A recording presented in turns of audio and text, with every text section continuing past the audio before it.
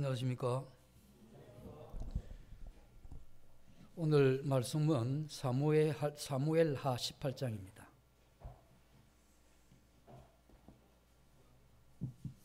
구약 494페이지.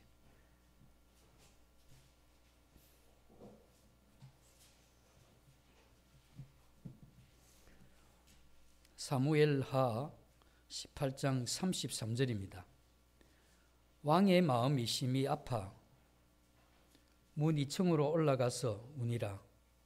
그가 올라갈 때에 말하기를 내 아들 압살롬아, 내 아들 압살롬아, 차라리 내가 너를 대신하여 죽었더라면 압살롬 내 아들아 하였더라.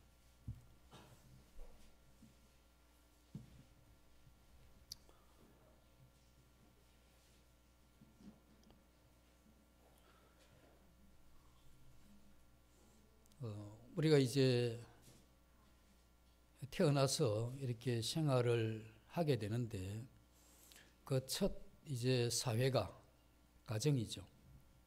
그래서 이러한 이 가정이 아름답고 성경에서 이야기하는 사랑이 넘치는, 그래서 서로 위로하고 격려하고 또 세워주고 이해하고 용납하는 이러한 이 가정이면 그러한 가정이 계속해서 이어져서 이러한 아름다운 이러한 가정이 되겠지만, 그러나 이러한 가정들이 많은 이러한 이 상처들이 주어져 있죠.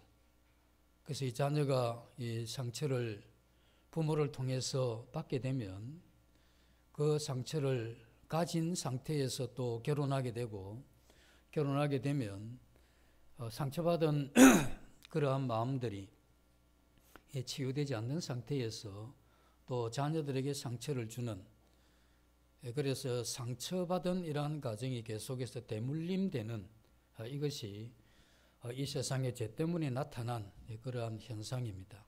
그래서 우리 그리스도인들은 이러한 가정이 계속해서 대물림되는 이러한 것을 끊고 성경에서 이야기하는 그러한 아름다운 이러한 가정으로 만들어가기 위해서는 우리 자신들이 그냥 있어서 되는 일이 아니고 힘써 그것을 생각하고 만들어가야 될 그러한 부분입니다.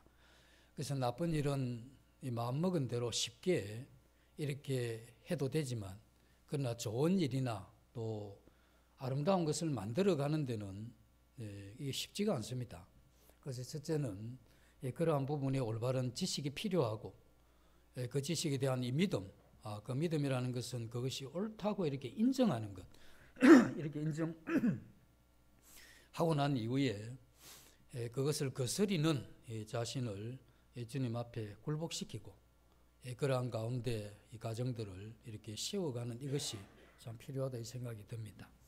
오늘 여기 본문은 이 다윗 왕에 대한 이야기인데, 구약 성경에서 다윗만큼 하나님을 사랑하고 또 하나님께 사랑받은 이러한 사람은 참 드뭅니다.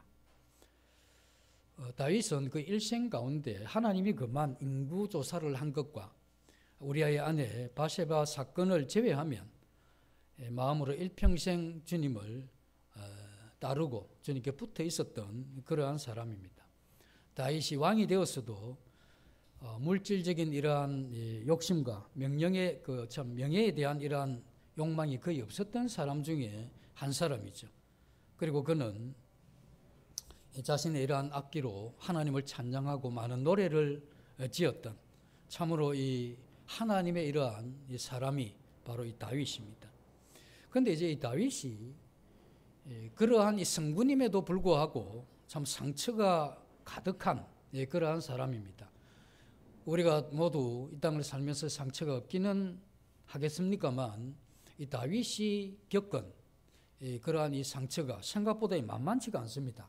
그가 어린 시절에는 사랑을 거의 받지 못한 아버지의 이러한 편애 속에서 자랐고, 성장하는 이러한 과정 가운데에서는 또 형제들에게 따돌림을 당하는 형제 간의 이러한 우애에서 빗나가져 있는, 그리고 어른이 되어서 사랑하는 여자를 만나서 결혼을 했는데 그 아내가 다윗이 영적인 이러한 세계를 이해하지 못하는 그러한 여인이었고, 이제 자녀를 낳았는데 그 자녀를 통해서 이 다윗은 큰 이러한 마음의 상처를 주었던 그러한 자식들이었죠.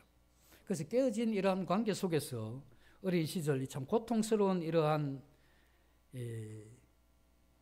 가정에 이러한 삶을 살았는데 그의 탁월한 이 신앙임에도 불구하고 자기 대에도 그러한 이 아픔에 이러한 이 가정에서 벗어나지 못했다 하는 것을 우리가 보면 우리는 우리 자신이 아무리 신앙을 잘해도 자녀들이 저절로 믿음의 이러한 사람이 되어서 영적인 신앙적인 이러한 가정을 만들어 간다고 장담할 수가 없는 겁니다. 그래서 우리가 이러한 이 자녀들이 그러한 가정을 이루어 가게 하기 위해서 우리의 이러한 이 본도 필요하겠지만 더 중요한 건 우리의 자녀들이 인격적으로 우리 주님을 만나야 되는 겁니다. 그래서 내가 믿는다. 그냥 설렁설렁 이 교회 갔다 왔다 해서 이렇게 해서 될 일이 아닙니다. 그래서 내 생애에 그 예수 그리스도 그분이 어떠한 의미와 가치가 있는 것에 대한 이 분명한 이러한 이 만남, 이 중생하고 회심하는 이와 같은 놀라운 역사가 일어나고 또 계속해서 영적인 이러한 삶을 지속해 가야 이루어질 그것이 우리가 기대하는 그러한 아름다운 가정이 될 수가 있는 것입니다. 오늘 이 본문에는 다윗의 아들 압살롬이 죽은 이후에 다윗의 태도를 보여주는데 다윗이 그 전쟁터에서 적이 토벌되었다는 이러한 소식을 들었을 때 슬피 울면서 문루에 올라갑니다. 그래서 여기에서 이야기했듯이 내 아들 솔로몬아, 그러면서 내가 너 대신 죽었으면 좋았을 텐데 내 아들아, 이렇게 이제 고백하는 장면이 나오는데 이 시기가 다윗이 가장 고통스러운 그러한 시기를 통곡으로 지나는 그 시기입니다. 이 시기가 굉장히 힘든 그러한 시기죠. 그런데 왜 이 다윗의 이러한 훌륭한 성군이고 믿음의 사람이었던 다윗의 가정에 이런 아픔과 또 이런 이 견디기 힘든 고통의 이러한 시간이 왔느냐 하는 겁니다. 그래서 그 발단을 보면 다윗은 이 29명의 자녀가 있습니다. 그리고 비빈과 후궁이 많이 있었죠. 그 첫째 아들이 암논입니다. 그리고 셋째 아들이 압살롬이죠. 그래서 암논과 압살롬은 어머니가 다른 이복 이런 형제간인데 압살롬에게는 엄마가 같은 엄마에서 난 다말이라는 이 딸이 하나 있었죠. 그런데 이제 큰 아들 그 암논이 이 다말을 연민을 했습니다. 그래서 암논이 병들은 채 하고 그리고 자기 부왕에게 다말이 와서 자기에게 간호해 줄 것을 이렇게 부탁을 하죠. 그래서 이렇게 간호하는 이때에 둘만 이렇게 남았을 때 여동생을 겁탈하게 되는 이와 같은 사건이 일어나게 됩니다. 그래서 이때 이 다말의 이 오빠였던 압살롬의 이러한 마음에 굉장한 이 분노가 일어나죠. 그래서 이 슬피 우는 이 여동생을 보면서 이 가슴이 찢어지는 그러한 마음을 가졌던 이 압살롬은 결국 자기 형인 자기 여동생을 범한 그 암논을 죽이기로 작정을 합니다. 그리고 마침 기회가 왔는데 양털 깎는 날에 그 압살롬이 모든 형제들을 다 초청을 하죠. 그리고 그 형제들을 보는 앞에서 자기 형인 암논을 죽이게 됩니다. 다윗이 물론 큰아들 암논의 이러한 이 잘못을 알고는 있었지만 그러나 그 큰아들이 또 자기가 낳은 셋째 아들에 의해서 죽는 이 죽임을 당하는 이런 것을 보면서 이 다윗의 이러한 이 분노가 또 굉장히 커지죠. 그래서 이것을 알아챈 이 압살롬이 도망길을 가게 됩니다. 도망을 이제 갔는데 시간이 또 흐르게 되죠. 도망간 이후에. 근데 이제 다윗의 마음에 그 압살롬에 대한 마음이 이렇게 다시 살아나는 겁니다. 그때 신하들이 이것을 눈치채고 압살롬을 다시 데리고 오죠. 그런데 여기에서 이 압살롬과 다윗이 화해를 하지 않습니다. 데리고는 왔는데. 그래서 이 아버지 다윗도 이 압살롬을 이렇게 받아들이기에는 자기 큰 아들을 죽인 그 아들, 어떻게 보면 아들이기 때문에 사랑하긴 했지만 이렇게 어려운, 그래서 이 감정의 고리 아버지와 이 아들 사이가 점점 깊어졌죠. 그런데 이제 시간이 지나면서 압살롬이 이제 반역을 하지 않습니까? 압살롬이 반역을 할 때 두 가지 이유 때문에 합니다. 그 하나는 지금 아버지가 나를 지금 용서하고 있지만 그 아버지가 한순간 변해서 분노하게 되면 내가 언제 죽을지 모른다고 하는 이 불안감이 있는 거죠. 그리고 또 하나는 내가 왕이 되어서 아버지 대신 이 나라를 다스리고 싶은 이 정권욕, 이 두 가지가 이 압살롬 마음에 차게 됩니다. 그래서 압살롬은 자기가 불안한 아버지가 혹 나를 죽일 수 있기 때문에 50명이 넘는 자기 이러한 호위병을 만들어서 그를 보호하게 하죠. 그리고 또 하나는 현 정권에 불만이 있는 그러한 사람들을 포섭을 해서 자기 수중으로 끌어들입니다. 그리고 또 한편으로는 아침에 이제 재판을 받으러 오는 많은 백성들이 있죠. 그리고 그 백성들 앞에 서서 우리 아버지 다윗 왕은 바쁘고 또 그래서 너희들에게 좋은 이러한 재판관을 이렇게 내어줄 수 없기 때문에 내가 성심을 다해서 너희들의 이러한 어려움을 돌아보겠다. 다음부터는 아버지한테 갈 필요가 없다. 그래서 나한테 오라. 그러면서 그 백성들이 아버지 다윗을 향했던 그 마음을 이 압살롬이 도적질하기 시작을 하죠. 최소한 그게 한 3년 정도 이상 지나고 난 다음에 여건이 조성이 되었다고 싶을 때 압살롬이 나팔을 불면서 자신을 이스라엘 이러한 왕으로 선포해버리죠. 그래서 또 다른 무리들과 함께 아버지 다윗 왕을 정면에서 거역하고 쿠데타를 일으킨 거죠.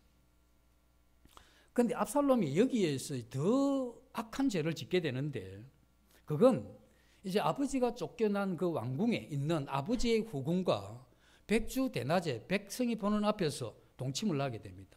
그래서 압살롬은 그런 면에서 굉장히 패륜하죠. 그가 똑똑하고 또 뭔가 이런 영민한 이런 구석도 있었지만 그는 신앙의 사람이 아니었고 하나님의 사람이 아닌 참으로 악한 그러한 사람임에 분명했던 겁니다. 다윗은 이러한 일이 일어날 것을 전혀 몰랐죠. 어떻게 자기 아들 압살롬이 어떻게 이런 일을 일으키리라고는 생각도 못했던 이 청천벽력 같은 이와 같은 일이 일어났던 겁니다. 그래서 다윗은 아무것도 대비하지 못했죠. 그래서 벗은발로 그가 망명의 길에 오르게 됩니다. 그래서 요단 건너편까지 그가 가게 되는데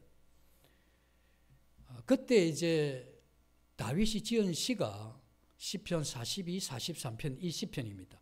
그게 이제 사슴이 시냇물을 찾음같이 내 이 영혼이 갈급한 그래서 죽게 됐다 뭐 이런 이야기죠.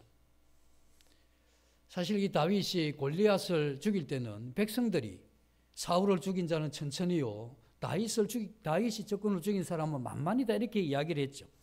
그래서 다윗이 승승장구할 때 따르던 이 백성이 이 다윗이 망명하고 또 이 패망의 이러한 모습을 보일 때 이 백성들이 이 등을 돌리고 이 차가운 그러한 시선으로 침을 뱉는 돌아서는 이런 모습이 나오죠. 이 시므이는 흙을 던지면서 다윗을 비루한 자라고 이야기를 하고 네가 이 사울 가족에게 했던 것 같이 네 가족도 그렇게 되기를 원한다 이러면서 욕을 했을 때 그때 다윗을 따르던 망명길이 있었지만 다윗을 따르던 그 군사들이 장수가 저 시므이를 죽이려고 하죠. 그때 다윗이 이야기를 합니다. 하나님께서 허락하셔서 저 시므이가 나를 향한 이렇게 욕을 하는데 그냥 둬라. 나무라지 마라. 이건 뭐냐면 다윗이 그 망명 중에서도 그가 하나님을 바라보는 이러한 신앙을 유지했다는 겁니다. 이 다윗에게 일어난 것은 이미 예고된 그런 징계였죠.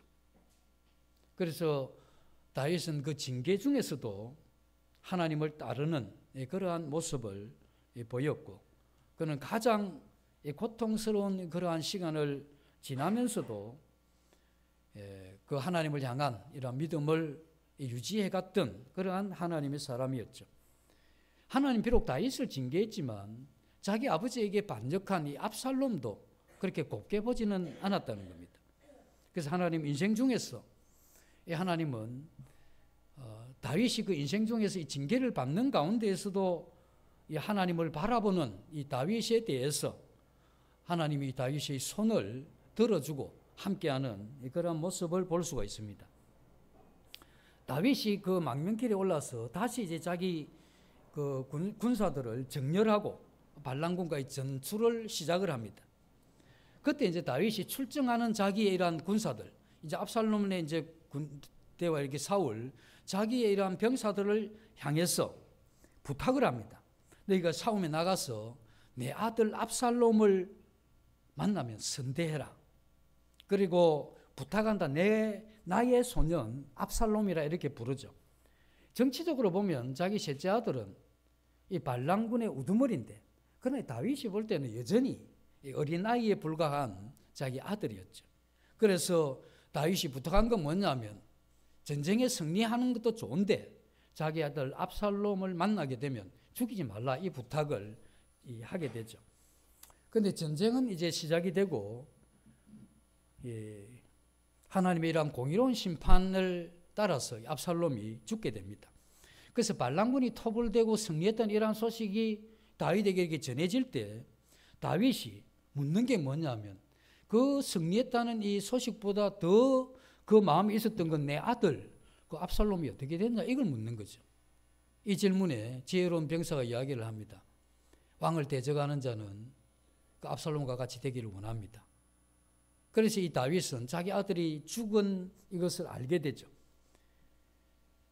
그때 이러한 이 슬픈 이러한 이 소식 그리고 기쁜 소식, 이 두 가지 함께 들려졌을 때 다윗 왕이 전혀 기뻐하지를 않고 문 위에 올라가서 조금 전에 읽었던 내 아들 압살롬아, 내가 너를 대신해서 죽었더라면 내 아들 내 아들아, 이렇게 슬퍼하는 이러한 모습을 우리가 여기서 볼 수 있는 것입니다.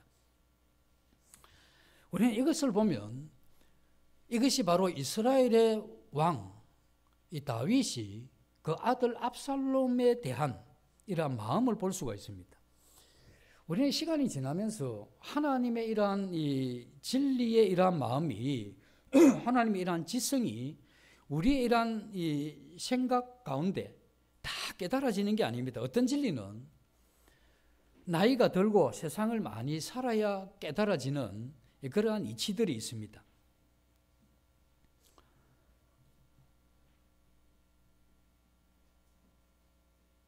이 자식들은 부모들에게 상처를 받습니다. 그리고 반대로 부모들도 자식들 때문에 상처를 받는 거죠. 그러나 이 자식이 부모로부터 받는 상처와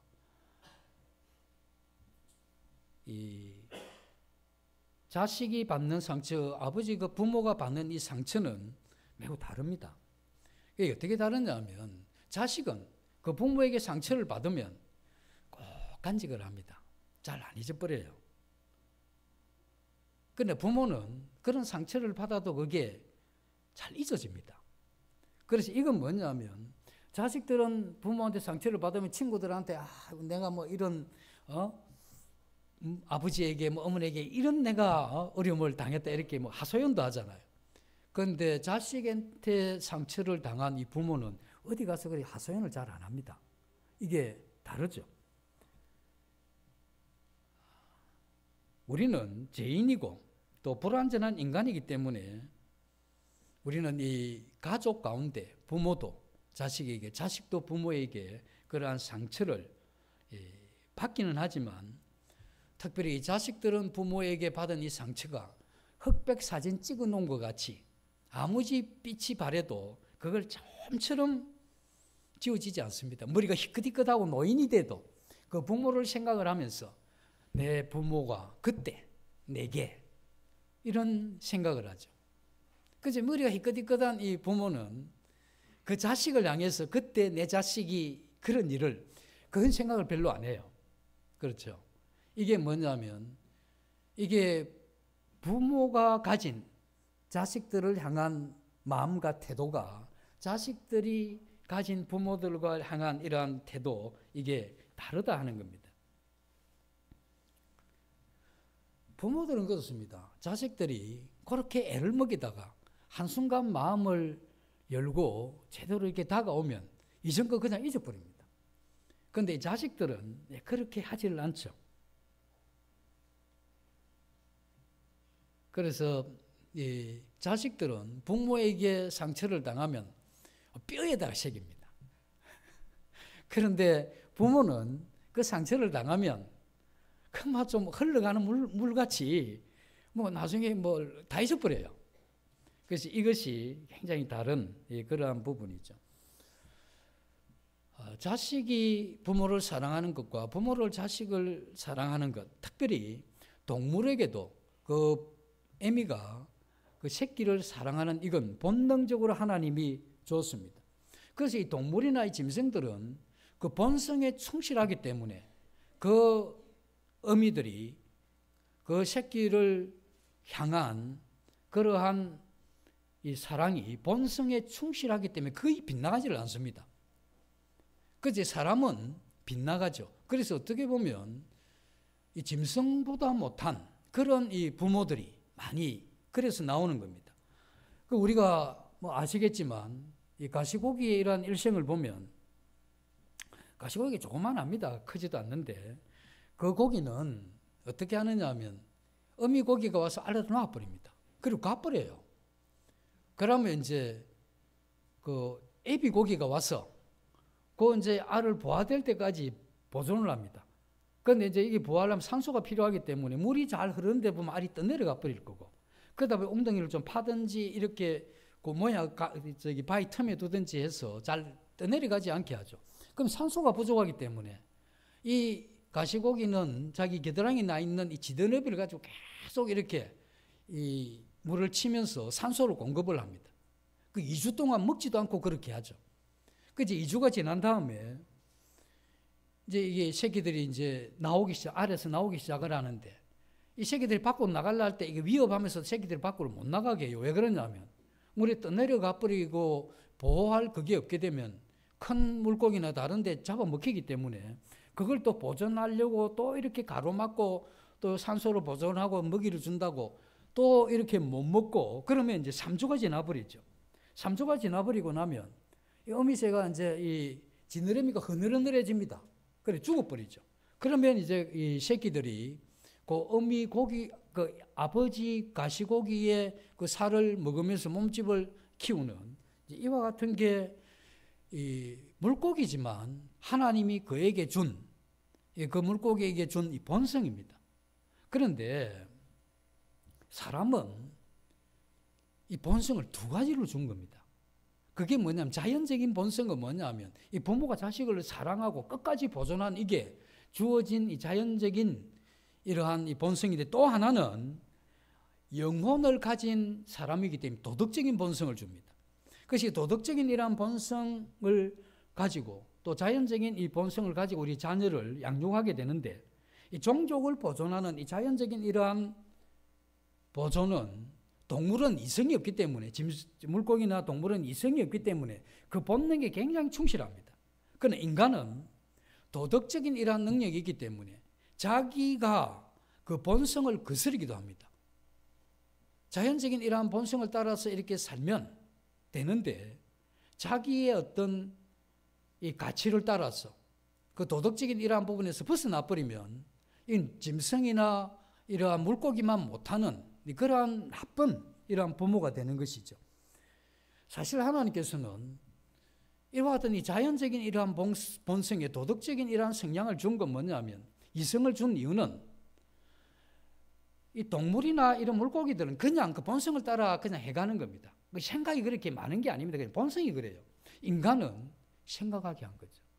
그리고 그 사랑을 나타내되 이 자녀를 사랑하되 이와 같이 도덕적인 이러한 본성을 따라 이 성화시키면서 그 일을 해가게 했기 때문에 인간이 자녀를 사랑하는 이건 짐승들이 자기의 이러한 이 새끼를 보존하는 것하고는 비교가 안 되는 겁니다.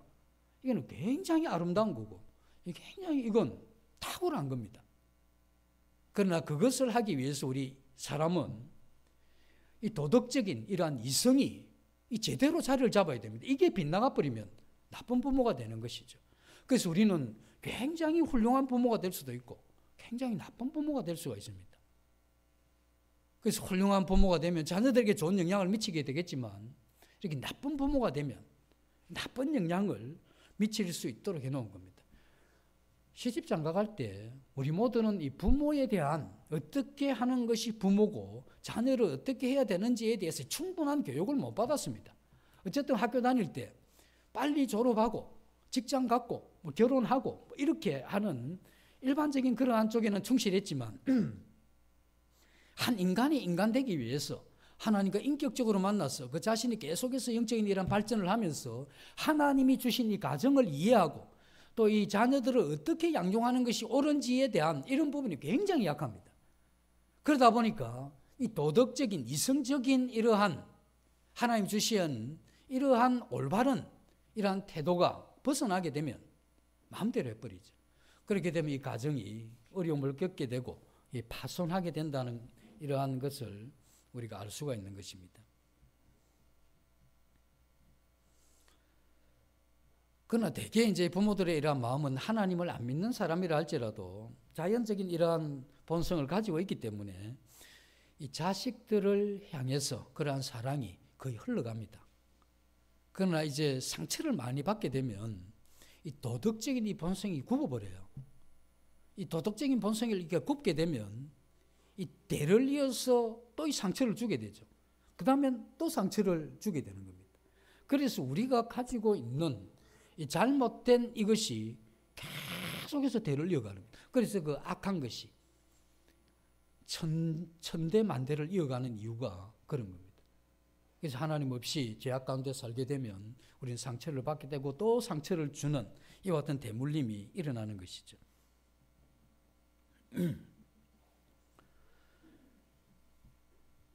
압살롬은 전쟁에서 죽었습니다. 압살롬이 전쟁터에서 죽을 때 아버지 다윗에 대한 생각이 어땠겠습니까? 이 압살롬은 그 아버지에 대해서 이런 생각을 했을 겁니다. 자기 누이가 큰아들 오빠한테 이런 일을 당했는데 무심한 아버지, 그렇죠. 그 다음에 이 다윗이 압살롬이 자기 형 그 암논을 죽인 이후에 그 아버지가 나를 미워한 그러한 아버지로, 엄격한 그러한 아버지로, 그리고 다시 돌아왔을 때 화해를 거절하는 그러한 무서운 아버지. 이게 뭐냐면 압살롬은 자기 입장에서 그 아버지를 보면서 자기가 이렇게 상처를 받은 겁니다. 그런 게 뭐냐면 압살롬의 이 마음 그 전체를 움직였던 겁니다. 그래서 그러한 걸 가지고 그가 아버지 앞에 이 반역의 길을 계획하고 그걸 진행하고 끝내는 하나님 앞에 징계로 그의 이러한 짧은 이러한 생애를 마치게 되죠. 이 압살롬은 자기가 죽고 난 이후에 그 아버지가 토벌군을 무찌르고 승리한 그러한 가운데 있었지만 문노에 올라가서 자기를 향해서 통곡하고 우는 이 아버지에 대한 이러한 마음을 압살롬은 이 꿈에도 알 수가 없었고 그러한 상태에서 압살롬은 죽어버린 겁니다. 그래서 압살롬은 끝내 그러한 이 아버지의 이러한 마음을 몰란 거죠. 우리는 여기에서 자식은 아버지의 또 어머니의 이러한 마음을 잘 모릅니다. 그런데 이 자식이 부모를 향한 이러한 마음은 부모들이 빨리 읽어요. 그런데 자식을 향한 아버지, 어머니의 이러한 마음은 자식들이 이걸 읽고 깨닫는데 굉장히 둔합니다. 보통 이 사람들은 부모로부터 받은 이 상처를 받았기 때문에 자기를 상처받은 사람이라고 생각을 하죠. 그리고 자기는 상처를 받았기 때문에 그 부모에 대해서 은행이 불손합니다. 뭘 이야기를 하면 이 불손한 이러한 이 태도를 보이게 되는데 다시 이야기를 하면 어떻게 보면 그 아버지, 어머니를 미워하는 거죠. 그 불손한 태도가 그걸 이야기를 하는 겁니다. 그게 뭐냐면 성경에서 이야기하는 이 분명한 죄입니다. 그런 게. 우리는 내가 부모로부터 상처를 받았기 때문에 내가 이 정도 태도를 가지는 이건 뭐 당연한 거 아니냐 이렇게 합리화시킬 수도 있지만 그건 합리화될 수 없는 겁니다. 내가 만약에 구원받은 하나님의 자녀라고 하면 하나님은 부모로부터 받은 이 상처를 충분히 은혜 가운데 치료해 주신 거죠. 그리고 그 힘을 가지고 그 부모를 공경할 수 있는 힘을 다 주셨는데 하나님의 이러한 공급을 무시하고 그 부모를 향해서 은행이 불손한 이건 그 자신이 이걸 어떤 형태로 합리화시킨다 할지라도 그건 합리화될 그러한 부분이 아니다는 겁니다. 우리 자녀들이 우리 모두는 자녀 됐던 적이 있지 않습니까? 우리가 자녀된 이러한 입장에서 보면 부모를 통해서 상처를 많이 받은 사람, 적게 받은 사람, 어쨌든 상처 안 받은 사람은 없습니다. 왜? 우리 부모가 완벽하지 않기 때문에. 그래서 상처를 받아서 우리 마음에 아픔이 있다고 칩시다. 그런데 우리 부모들은 상처도 줬지만 뭘 했습니까? 사랑도 하죠. 그런데 자녀들은 부모에게 상처를 받고 난 이후에 부모를 얼마나 사랑했느냐 하는 이걸, 그리고 사랑하려고 노력했느냐 하는 이걸 우리가 살펴보면 별로 그렇지 못하죠. 우리가 부모가 나에게 상처를 줬기 때문에 우리가 그 부모에 대해서 복수하는 이게 우리 신앙인이 가져야 할 그런 태도는 아니죠. 그게 어떻게 이 가정에서 일어날 수 없는 일이죠. 그래서 자식은 이 부모로부터 받은 이러한 상처를 이 가슴에 이렇게 새겨두고 그러면서 생각하기를 자신이 부모에게 준 이러한 상처는 거의 생각을 하지 않습니다. 그 자신은 부모에게 상처 준 건 생각을 하지 않고 상처 받은 것만 이렇게 생각을 하기 때문에 그가 이 부모를 향해서 이 사랑하려고 하는 이와 같은 노력을 멈추는 겁니다. 그래서 우리가 중심에서 이 부모를 용서하고 또 사랑할 수 있는 그러한 마음을 달라고 하나님 앞에 기도하고 그걸 추구해 본 적이 있느냐 하는 이걸 우리가 생각을 해야 되는 겁니다. 부모들은 대개 자녀를 향해서 어떤 생각을 하냐면 내 자녀, 사랑받기 위해서 태어난 자녀라고 생각을 하죠. 그럼 부모는 미움받기 위해서 태어난 사람입니까? 하나님이 보실 때는 손자가 없습니다. 하나님은 다 자녀예요. 그건 뭘 이야기하냐면 그 부모도 사랑받기 위해서 태어난 부모지. 우리 자녀만. 다시 이야기하면 부모는 그 자녀를 사랑해야 되고 또 자녀는 그 부모를 사랑해야 되는 거. 왜? 우리는 사랑받기 위해서 태어난 그러한 사람이기 때문에 우리는 그렇게 생각을 해야 되는 겁니다. 우리가 오랜 세월을 상처라고 하는 이 하나의 이 단어를 마음에 이렇게 새기고 그러면서 내가 이 부모에 대해서 그 부모를 사랑할 마음의 여유도 없이 살아온 이러한 사실을 우리 깊이 깨달아야 되는 겁니다.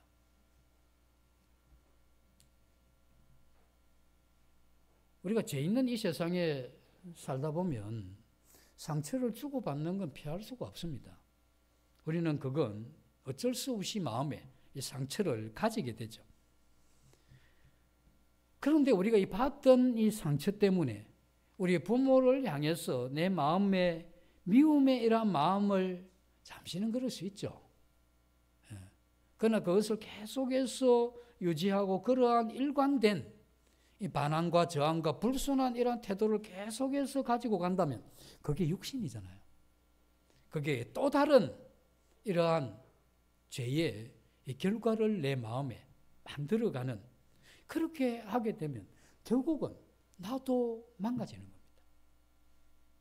그래서 우리가 이 부모를 용납하고 사랑하는 이건 그 부모를 위해서가 아니고 내 자신을 위해서 그렇게 해야 되는 거예요. 그렇지 않으면 내가 또 망가지면 내가 또 내 자녀들도 망가져요. 그 자녀가 망가지면 또 그 다음 자녀도 망가질 것이고 그래서 우리는 이 대물림하는 어떤 이와 같은 가정의 상처에서 오는 이러한 죄의 이러한 사슬을 끊어줘야 되는데 그게 누가 할 거냐 이거죠. 믿음을 가졌다고 하는 내가 그 사슬을 끊어줘야 되죠. 그래서 우리는 부모를 공경하려고 애를 쓰고 부모를 사랑하려고 애를 써야 되는 겁니다. 그래서 우리는 한순간 그렇게 생각을 해야 되는 겁니다. 나도 사랑받기 위해서 태어난 자녀라고 하면 내 부모도 하나님 앞에 사랑받기 위해서 태어난 하나님 앞에 손자 없는 그 자녀였던 것이 분명하다는 것입니다. 그런데 우리가 부모가 만약에 불신부모였다면 나는 그래도 하나님의 이러한 은혜로 이 사랑을 받았어. 그 상처가 내가 해소가 됐지만 내 믿지 않는 이 부모는 그 상처를 받았지만 어디에서 그 상처를 회복할 수 있는 그런 사랑을 받은 적이 없는 겁니다. 그래서 혹 우리 부모님들이 믿지 않는다고 하면 더더욱이 마음 깊이 불쌍히 여기고 그리고 그를 용서하고 그 부모를 공경하고 사랑하려고 하나님 앞에 은혜를 달라고 그 힘을 달라고 그렇게 기도해야 되는 겁니다. 왜? 나 이렇게 하나님의 사랑을 받아도 내가 사랑을 잘 할 수가 없는데 내 부모가 그 하나님 사랑 없이 나에게 이 정도만 한 것만 해도 기적이다 이렇게 생각을 하시고 그리고 그 상처 그런 부분은 어쩔 수 없는 죄에 의해 난 인간의 이러한 삶에서 오게 되는 그러한 우리 부모로서도 그 삶이 아픔이었고 그것 때문에 내가 겪는 이러한 상처도 죄 때문에 오는 그러한 아픔이었다 이렇게 생각을 하면서 어쩔 수 없는 인간의 이러한 한계 때문에 겪는 그것에 대해서 특별히 그러한 이 부모에 대해서 긍휼히 여기는 마음으로 용납하고 또 공경하고 사랑하는 이것이 필요한 것입니다. 우리가 섭리 속에서 이렇게 보면 내가 부모로부터 충분한 사랑을 받지 못했고 내가 상처가 많았기 때문에 이러한 이 상처 때문에 고독과 외로움과 아픔과 비뚤어진 이러한 것이 내게 있었겠죠. 그때 하나님의 이러한 사랑의 복음이 내게 전해졌을 때 내가 이 타는 목마름으로 그 사랑을 내 마음에 받아들이게 되고 하나님 품속으로 가게 된 이게 어쩌면 내가 받았던 상처의 이러한 아픔이 컸기 때문에 하나님의 이러한 사랑이 그 치유가 내게 더 크게 다가왔다는 이게 그 당시에는 아픔이었지만 시간이 지나면서 우리의 이러한 생애를 돌아볼 때 그게 그런 거지 않습니까? 육신의 이러한 부모로부터 상처를 받았지만 그러나 하나님의 이러한 사랑의 이러한 은혜가 계속 이렇게 전해지면 내 부모로부터 받지 못한 사랑 하나님을 통해서 충분히 받았고 그 부모로부터 받은 상처는 충분히 치유되는 이걸 통해서 하나님의 이러한 자비를 더 깨달은 거 아닙니까? 그래서 우리가 예수 그리스도를 더 깊이 받아들이고 예수 그리스도의 이러한 자비를 더 크게 깨달았던 이러한 계기가 뭐였느냐 하면 그 완전하지 못한 이 부모로부터 받았던 이러한 상처와 아픔과 그 힘듦 때문에 어쩌면 하나님의 이러한 은혜를 더 깊이 깨달을 수 있었다고 하는 이런 형태로 우리의 지난 날을 해석해야 되는 겁니다. 다윗이 그렇게 이야기를 하죠. 그의 시에 나의 부모는 나를 버렸으나 여호와는 나를 영접하시리니 이런 노래를 했던 겁니다. 그 다윗은 그런 아픔이 있었지만 그러나 그 아픔을 충분히 채워줬던 그 하나님을 그가 발견했던 거죠. 그래서 그가 정말 하나님의 사람이 되었고 성군이고 그 하나님이 함께 했던 그러한 사람이 되었던 겁니다. 그래서 우리도 우리의 이러한 부모를 그러한 눈으로 바라보고 그 부모를 향한 이와 같은 사랑과 이러한 공경의 마음을 우리가 꼭 회복을 해야 되죠. 만약에 우리 부모님이 지금 생존하지 못하고 있다면 부모가 이미 돌아가셨다면 우리는 그 부모가 지금 없기 때문에 내가 그 부모를 향한 사랑을 아버지 하나님 앞에 더 그 사랑을 나타내야 되는 겁니다. 그리고 그 부모를 지금은 이 땅에 존재하지 않는다 할지라도 우리는 그 부모를 깊이 용서해야 되는 겁니다. 그리고 깊이 이해하고 그리고 그 부모에 대해서 내가 잘못했던 이러한 부분을 하나님 앞에 회개하고, 그렇게 해서 이미 그 부모가 안 계시다 할지라도 그러한 과정을 통해서 내 영혼이 이미 지나간 그러한 부모와 관계를 내 영혼이 회복을 해야 되는 겁니다. 그것이 이미 부모가 없다 할지라도 그건 우리의 이러한 영혼이 회복되어져야 될 부분이고, 만약에 아직 부모님이 이미 살아계시다고 하면 이건 정말 축복입니다. 그래서 부모님이 지금 이 살아계시다고 하는 이걸 내가 이게 정말 귀하다고 생각을 하고, 이게 기쁨이 되다고 생각을 하고, 이게 감사하는 이러한 마음이 있어야 됩니다. 왜냐하면 회복할 기회가 있으니까, 그리고 화목할 기회가 있으니까. 그 부모님 돌아가실 분이면 이 인간 이러한 모습에서는 그게 불가능하잖아요. 그러나 살아계시면 그와 같은 이 길이 우리에게 아직까지 남아있기 때문에 우리는 가정의 달 5를 통해서 그러한 부분들을 회복해가는 이게 필요하죠. 부모님의 사랑과 하나님의 사랑은 이 일치점이 있는데 그 공통점이 뭐냐면 우리가 생각하는 것보다 훨씬 더 그 사랑이 큽니다. 그래서 부모가 자식을 사랑하는 것보다 부모가 자식을 사랑하는 게 훨씬 크고, 우리가 하나님을 사랑하는 것보다 하나님이 우리를 사랑하는 것이 훨씬 크다 하는 겁니다. 자식은 부모에게 받은 이 상처를 간직하고 있지만 부모의 마음에는 어떤 게 있느냐 하면 자식을 키우면서 그 자식이 자기에게 줬던 이 좋은 아름다운 기억을 가지고 있습니다.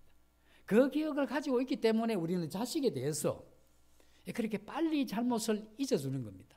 그리고 자식에 대한 이 사랑이 계속 가는 거죠. 하나님의 사랑이 아무리 커도 하나님의 사랑을 잘 이해를 못하죠. 하나님의 사랑을 언제 이해할 수 있느냐 하면 하나님을 사랑할 때, 그때 우리는 하나님의 사랑을 이해합니다. 내가 하나님을 사랑한 만큼 그 하나님이 나를 사랑하는 그게 이해가 돼요. 우리가 부모를 향해서도 그렇습니다. 부모의 사랑이 크다 하지만 내가 부모를 깊이 사랑하게 되면 그때 이 부모가 나를 사랑하는 게 이해돼요. 그래서 인간의 이런 깨달음은 참 희한하죠. 그냥 이게 나타난 것 같으면 보고 이해하고 뭐 공식적으로 하면 끝나면 좋겠지만 이건 이과에 속한 게 아니고 문과에 속한 겁니다. 그래서 그 하나님, 그 아버지에 대한, 어머니에 대한 이러한 이 깊은 마음에 공경하고 사랑하는 이러한 마음이 생길 때, 그때 그 부모가 나를, 우리가 만찬 예배 드릴 때 우리가 하나님을 향한 그 사랑의 이러한 게 깊지 못한 이유가 뭐냐면 하나님을 사랑하는 게 약해서 그래요. 내가 정말 하나님을 사랑하면 하나님이 나를 사랑한 어떤 그런 부분에 대해서 그게 깊이 느껴지죠.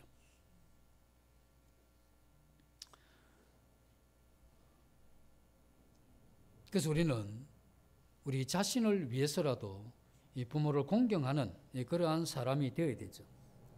우리는 부모로부터 받은 사랑 때문에 부모를 공경하는 게 아니고 하나님의 사랑 때문에 부모를 공경해야 되는 겁니다. 왜냐하면 하나님께서 내게 부모 공경에 대한 그런 명령을 하셨기 때문에 그건 우리의 의무입니다. 그래서 부모 공경에 대해서 내가 할 거냐 말 거냐 이게 내가 결정할 문제가 아닙니다. 이미 하나님께서 결정하고 정리하고 진행하라고 한 이야기를 그걸 내가 왜 붙잡고 이거 할 거냐 말 거냐 이걸 내가 왜 그걸 생각을 합니까? 하나님이 결정 난 거잖아요, 이거. 그래서 부모 공경에 대한 그 부모를 사랑한 이건 우리가 할 거냐, 내 상처가 어떻다 할지라도 그 상처 때문에 내 부모 공경에 대한 이 합리화시켜 이런 건 명백하게 하나님의 말씀을 거역하는 겁니다. 그런 걸 죄라고 하는 겁니다.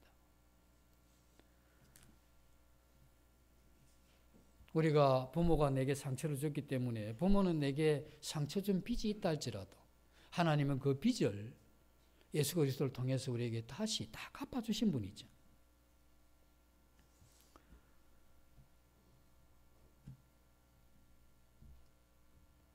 우리의 이러한 이 생애가 그렇게 길지가 않는 것 같아요.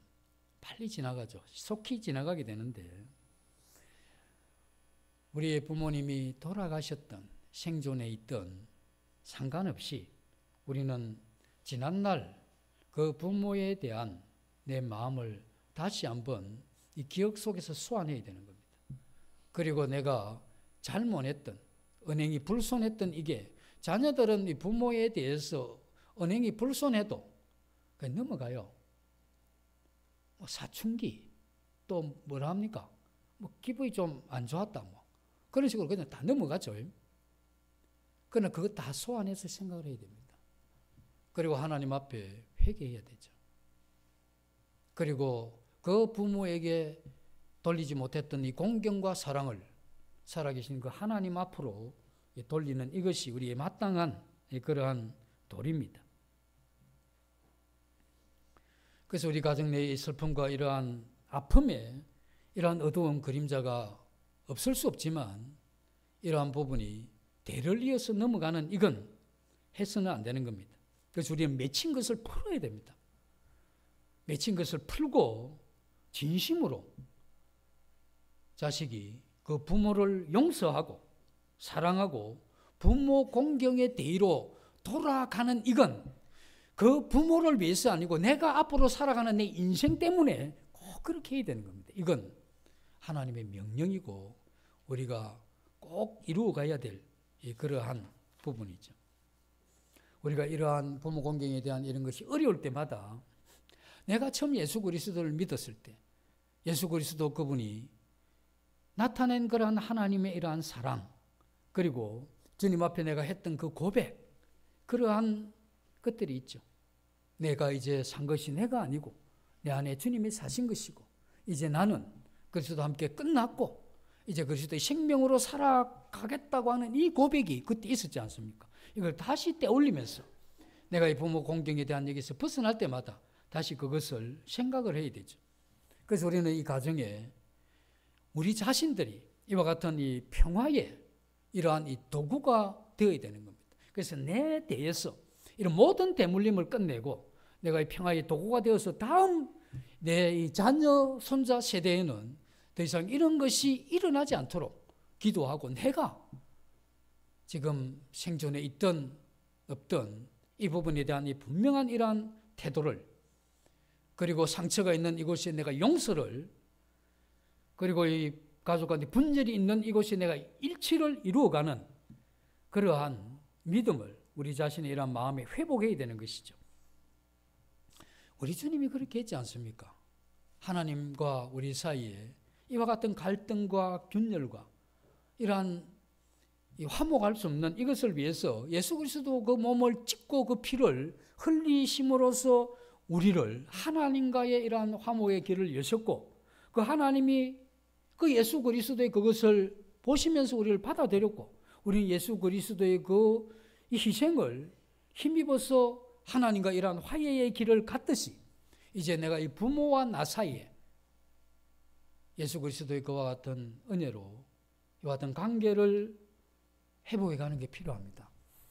그래서 우리가 부모 앞에 우리 자녀들이 가져야 될 마지막 태도를 제가 말씀을 드릴게요. 이거 되면 잘 산 겁니다. 눈에 보이는 부모를 공경하지 않는 사람이 하나님 공경한다고 이야기하면 안 됩니다. 부모 공경은 내가 결정할 수 있는 게 아닙니다. 그건 이미 하나님이 정해놓은 겁니다. 그건 우리의 의무고 그건 어떻게 내가 조정할 수 있는 그런 일이 아닙니다. 내가 이 부모에 대해서 어떻느냐에 대해서는 내가 평가하는 게 아닙니다. 그 부모가 나를 평가하게 돼 있어요. 그래서 부모의 마음에 어떤 마음이 들어야 되느냐 하면 내 자녀가 존재한다는 자체가 내게 기쁨이 되어야 되고 내 자녀가 살아간다는 그게 내 마음에 그게 큰 위로가 되고 보람이 있고 가치가 있다고 부모가 생각이 들면 자녀 잘 사는 겁니다. 그래서 우리의 이러한 부모가 마지막에 우리 나를 향해서 지금 생존에 있는 또 돌아가신 그 부모가 지금 내 모습을 보면서 이 땅에 있으면서 남겨놓은 내 자녀를 남겼다는 것이 내 인생의 보람이 되고 그것이 정말 내 가치가 있고 그것이 내 인생의 큰 기쁨이 된다라고 그 부모가 나에게 이야기해 줄 수 있으면 잘 산 겁니다. 그가 비록 공부를 좀 못할 수도 있고 돈을 좀 못 벌 수도 있고 또 장애가 있을 수도 있고 여러 가지 연약한 게 많이 있다 할지라도 그 부모가 자식에 대해서 그 정도 이야기할 수 있으면 잘 산 겁니다.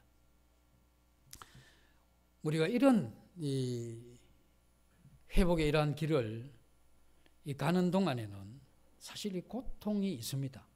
지난날 살아왔던 이 상처들 때문에 우리 사랑의 길을 가는 이런 것을 많이 막죠. 그때마다 우리를 위해서 자기를 주신 예수 그리스도를 생각하면서 주님을 의지하고 그 가운데 우리는 이 길을 계속해서 가야 되는 것이죠. 그래서 부모를 깊이 이해하고 용서하고 용납하는 가운데 우리 이러한 이 생애가 아름다워지고 또 더 이상 이 상처로 인한 파괴의 이러한 과정이 대물림되지 않도록 단단히 각오하고 그 길을 가야 되는 겁니다. 어떤 상처든 어떠한 환경을 지나왔던 그 문제가 되는 게 아닙니다. 왜냐하면 예수 그리스도를 통한 상처에 대한 회복은 넘치도록 풍성하기 때문에 넉넉한 겁니다. 그래서 우리가 그게 상처가 클 때마다 하나님의 이러한 사랑을 향해서 더 마음 깊이 하나님을 향해 이렇게 가셔서 우리의 이러한 가정이 아름다운 이러한 가정이 되기를 주님 앞에 기도를 해보게 됩니다. 기도하고 마치겠습니다.